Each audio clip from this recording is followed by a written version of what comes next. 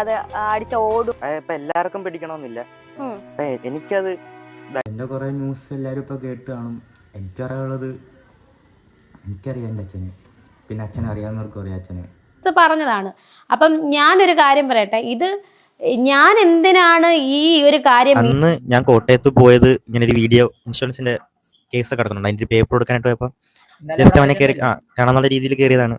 അന്തരിച്ച മിമിക്രി താരം കൊല്ലം സുധിയുടെ മക്കളുടെ വീഡിയോ നേരത്തെ സോഷ്യൽ മീഡിയയിൽ ചർച്ചയായിരുന്നു. കൊല്ലത്ത് താമസിക്കുന്ന സുധിയുടെ മൂത്ത മകൻ തന്റെ യൂട്യൂബ് ചാനലിലൂടെയായിരുന്നു അന്ന് വീഡിയോ പങ്കുവച്ചത്. കോട്ടയത്തുള്ള അനുജൻ ഋതപ്പനെ കാണാൻ പോകുന്നതായിരുന്നു വീഡിയോ.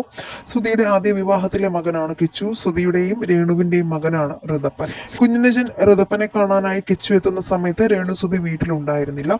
ഋതപ്പൻ അച്ഛനും അമ്മയ്ക്കും കിട്ടിയ ട്രോഫികളൊക്കെ ചേട്ടന് കാണിച്ചു കൊടുക്കുന്നത് വീഡിയോയിൽ ഉണ്ടായിരുന്നു. ഇതിൽ സുധിക്ക് കിട്ടിയ ട്രോഫികൾ കട്ടിലിനടിയിൽ ചാക്കിൽ കെട്ടിയ നിലയിലും രേണുവിന് കിട്ടിയത് പുരസ്കാരങ്ങൾ മേശപ്പുറത്തുമായിരുന്നു ഉണ്ടായിരുന്നത്. ഇതോടെ സംഭവം ചർച്ചയായി. രേണുവിനെതിരെ രൂക്ഷ വിമർശനവും ഉയരുകയും ചെയ്തു. ആരെയും മോശമായി ചിത്രീകരിക്കാൻ വേണ്ടിയല്ല വീഡിയോ ചെയ്തതെന്ന് പിന്നീട് ഈ വിവാദങ്ങൾക്കൊടുവിൽ കിച്ചു പ്രതികരിച്ച് പറഞ്ഞിരുന്നു. ഋതപ്പനെ കാണാനായി പോയതാണ്. കൂടാതെ അച്ഛന്റെ ഇൻഷുറൻസുമായി ബന്ധപ്പെട്ട ഒരു കേസ് ഉണ്ടായിരുന്നു, അതിന്റെ പേപ്പർ കൊടുക്കാൻ കൂടിയാണ് കോട്ടയത്തേക്ക് പോയതെന്നും ഋതപ്പനെ കാണാൻ ഇനിയും ഇടയ്ക്ക് പോകുമെന്നും കിച്ചു വീഡിയോയിലൂടെ വ്യക്തമാക്കി.